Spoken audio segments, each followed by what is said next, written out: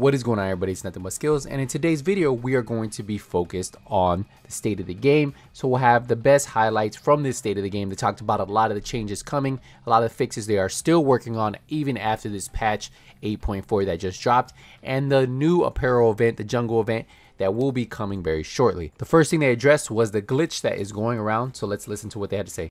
I kind of want to start with what I think is the hottest topic. So there's been maintenances quite regularly in an effort to fix the high DPS exploit and the things surrounding that. Can we start there, guys? Yeah, I mean, yeah, absolutely. Cool. Obviously, this is the biggest priority for us. Let's be clear.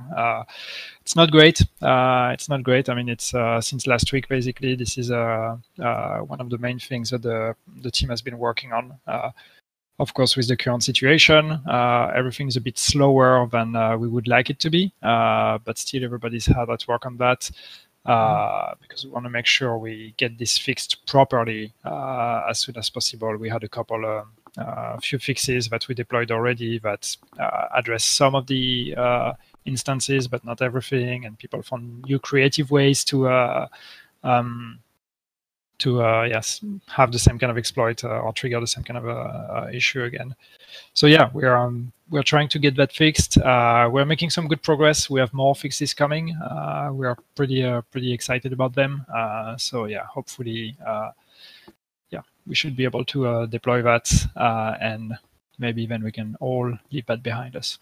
Yeah, I think one of the things that I find frustrating is because I know how much it means to the developers that their game is in a good state. So I think a lot of time players don't get to see how frustrating it is for developers when there's an issue like this. I was saying to Yannick before, it feels like throwback to mobile cover during the Division 1. It's one of those things that, you just like dying to fix. So I really hope that we get there soon.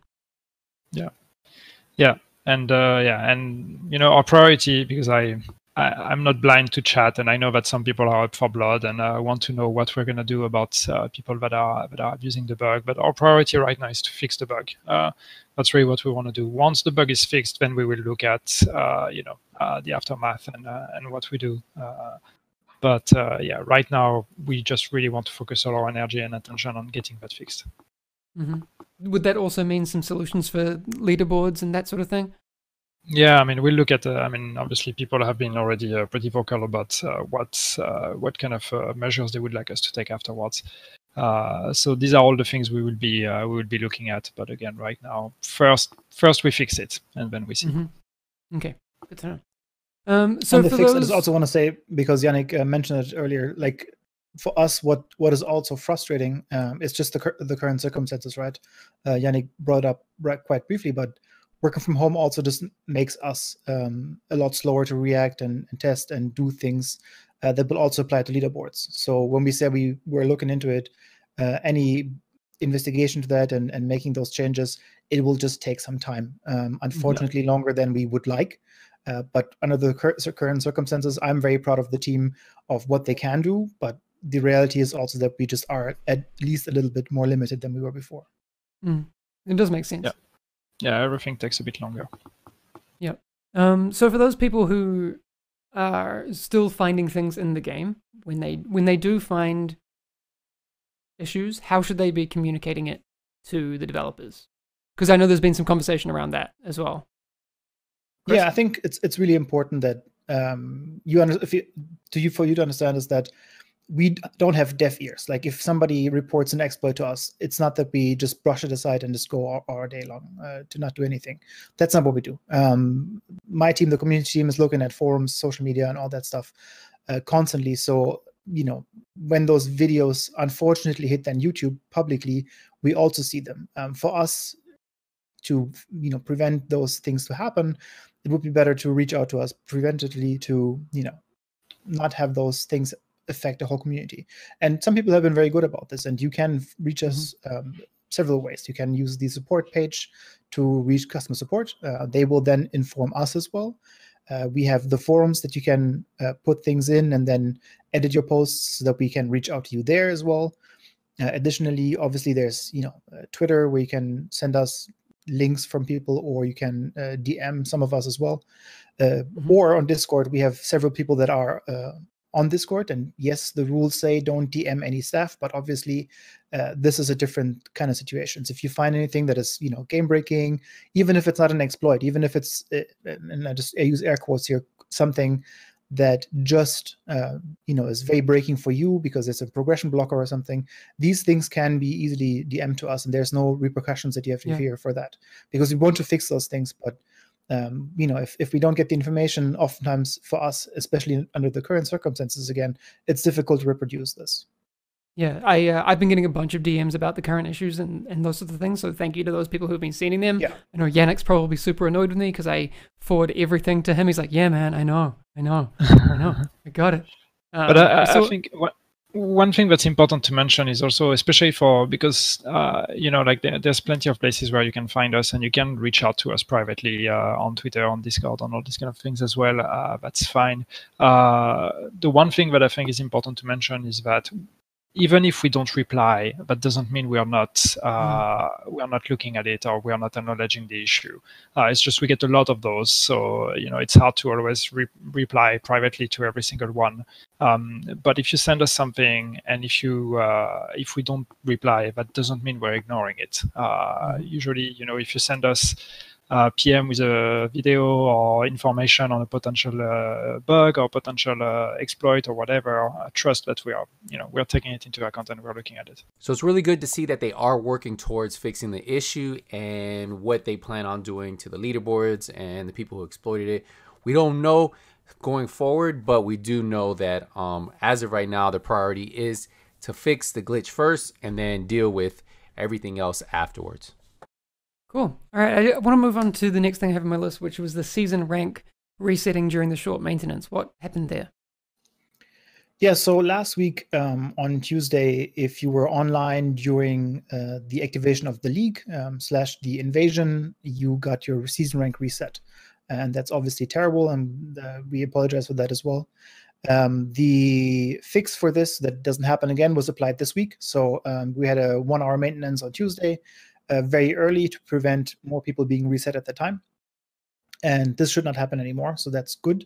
But of course, we know that people want their season rank as well back. So we're currently working on solutions for that, see what we can do automatically so that we don't have to flood CS tickets for this as well, because obviously these guys are also working from home, so we have to be smart about how we use resources. So we definitely are looking at this, and it's outside of the DPS exploit, one of the highest priorities to return the season level for those people. So for you guys who lost your season rank, they are working on trying to fix that for you guys. Now, a lot of people are getting confused with the West Side League and how that reset, but that technically didn't reset your progress in total. But listen to what they had to say about that. And you see, we see directly the comments in chat when we talk about the season rank reset, and some people saying the league reset as well. It's not exactly the same. So what happens with the league is that, and we had talked about it, but obviously we didn't communicate it fully or clearly. But the league lasts 2 weeks, and between these 2 weeks, there is a full reset of your stages. So as you play a league, you gain stages, and the more stages you get, the more rewards you unlock. But when we go from week 1 to week 2, we reset your stages, which means you can start gaining stages again for the same activities, and these add on top of the ones you had on the previous week, which means that you can unlock all the rewards you have not unlocked in week 1. And it still works that way. It's just that the UI shows that all your stages got reset to 0, but therefore it's not necessarily clear that you still have the rewards from the previous week, and all the progress you're going to make starting from there is going to add on top of the rewards you've already unlocked. So visually it did reset, but your rewards, you can still unlock the rewards you haven't had. You don't have to work all your way towards stage 60 in order to get all the rewards, basically. So they did fix a couple of the gear sets. I think the one that they did fix for 8.4 was hardwired. They did say that they want to work towards fixing all the gear sets because they aren't working as intended. And listen to what they had to say about that. the gear sets that are not working and some talents that are not working. That's going to be priority for that patch as well. And then for us, it's also important because I saw it in the chat as well, the control points not resetting, or you can't reset them. That's something that we're discussing, and like if we can put it into the build. Again, there's some risk with every time we patch something, so we have to be a little bit careful to not break more things. So we'll discuss this further, and that's going to be the next one, or the next bigger one. Again, early April is the current target. So it looks like early April they should have a patch out for the gear sets, except for the damage glitch they plan on. As soon as they find a fix for it, that will go out as a hot fix. But they got into the new apparel event coming. No, let's take a quick look at the 4 outfits that are coming with the Urban Jungle event. So it's one free key for all players, regardless of if you own Warlords or not. Yes. So how are apparel keys working for this event? Yeah, so the apparel event is now part of the season. That's why it's in the season UI. Also, the schedule should now be fixed in the UI itself. I think it said like it's starting in minus 5,000 days before or something like that. That's now adjusted. You missed it. Yeah, exactly. So next week, when you level up on a shade level, you will see that when you get a key, so it will tell you next key and X shade levels or shade level ups, similar to what it was before Warlords of New York expansion. And then you'll get keys regularly based on that, and you can finish the apparel event this way. There will be no projects. That's one change that we did. So you can only focus on the shade levels. And then at the same time, when the apparel event goes live, we also have a new man on target, as well as a double XP event at the same time. So you have some boosters and some activities to do while you're also looking to complete your apparel event. Very cool. Let's just head back. We actually do have some other things to show, because I'm just going to say, like, Yannick, you were saying that this was the mask that you used in a bunch of the dev build stuff, because I think you were saying it's maybe your favorite so far? It's one of my favorite, definitely. I'm gonna bring that up right now. I'm not even gonna faff around. That's cool. That is really cool. I like that. Yeah.